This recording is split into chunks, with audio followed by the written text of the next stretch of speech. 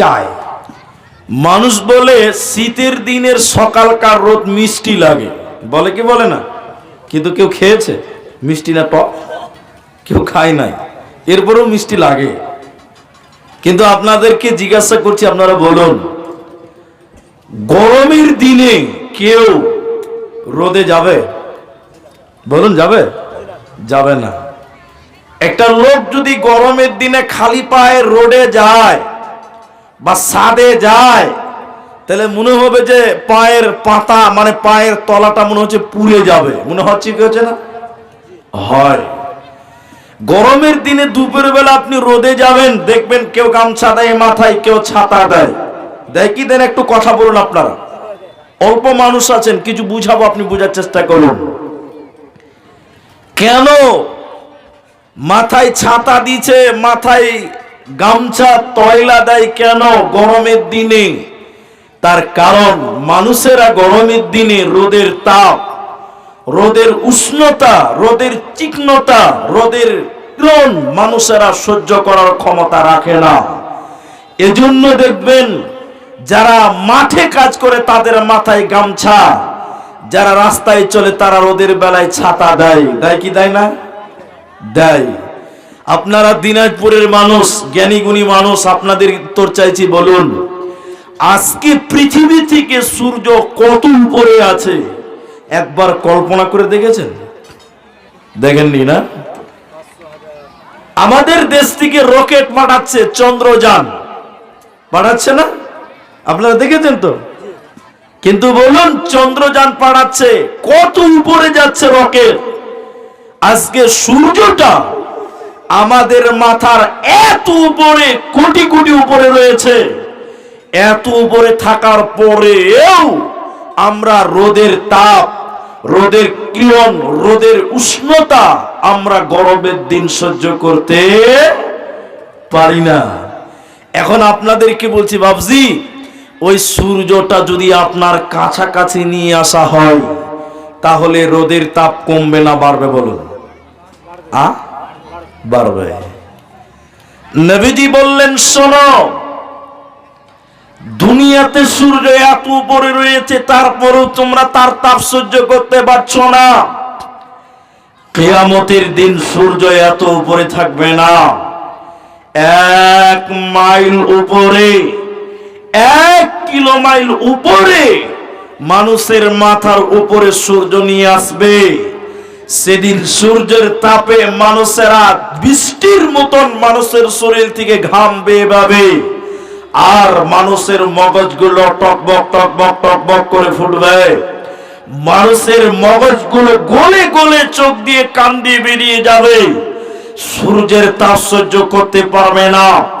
যে ময়দানে মানুষেরা দাঁড়িয়ে থাকবে সেটা তামার মতন গরম হবে। নবীজি বললেন, এত রোদ, এত তাপ, মানুষেরা যেদিন বাঁচাও বাঁচাও বলে আর্তনাদ করবে, নবীজি বলছেন হুফাতান, সেদিন মানুষের পায়ে জুতা থাকবে না, পরনে জামা কাপড় থাকবে না, অত রোদের তাপে মানুষের মাথায় ছাতা থাকবে না, খাতনাবিহীন উলঙ্গ হয়ে মানুষেরা রোদের তাপে মানুষেরা দৌড়ে বেড়াবে, আর মানুষেরা বলবে আমাদেরকে বাঁচাও বাঁচাও বাঁচাও। সেদিন আল্লাহ ব্যতীত কেউ বাঁচাতে পারবে না। নবীজি বললেন, এত রোদের তাপ, সেই দিন একটা বাঁচার জায়গা, সেই দিন একটা ছায়া থাকবে। ওই ছায়াটার নাম হলো আল্লাহর আরশের ছায়া, আল্লাহর বরকতের ছায়া, রহমতের ছায়া। ওই ছায়া ব্যতীত সেদিন সূর্যের তাপ থেকে বাঁচার কোনো পথ থাকবে না। নবীজি বললেন, সেই আরশের ছায়াতে, আল্লাহর রহমতের ছায়াতে 7 জন ব্যক্তিকে, 7 প্রকার মানুষকে আল্লাহ স্থান দেবে। সহিহ বুখারী 660 নম্বর হাদিসটা আপনি খুলে দেখুন। 7 জন ব্যক্তিকে আল্লাহ আরশের নিচে স্থান দেবে। তারা কারা? আলোচ্য বিষয় হলো তারা কারা। এই হাদিসটা নিয়ে শুধু আলোচনা করব যে আরশের নিচে কিয়ামতের দিন স্থান পেয়ে বেঁচে যাবে কারা। আমরা সেই স্থান পেতে পারি কি পারি না, আমি আপনাদের পরিস্থিতির উপরে আলোচনা করার চেষ্টা করব। চলুন নবীজির হাদিসটা আমরা একবার শুনে আছি। নবীজি কি বললেন? নবীজি বললেন, শোনো, কিয়ামতের দিন যখন আল্লাহর আরশের ছায়া ব্যতীত কোনো ছায়া থাকবে না, রহমতের ছায়া ব্যতীত যখন কোনো ছায়া থাকবে না, নবীজি বলছেন ওই ছায়াতে আল্লাহ 7 প্রকার মানুষকে স্থান দেবে। ওরা রোদের তাপে পুড়বে না, পুড়বে না।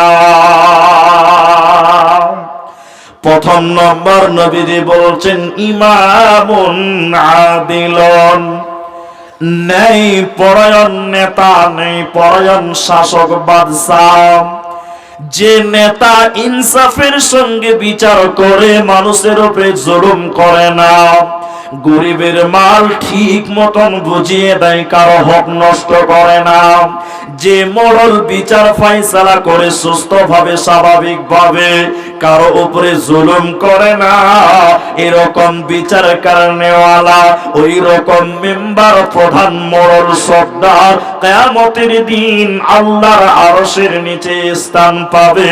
ওদের কোনো চিন্তা রবে না, রবে না।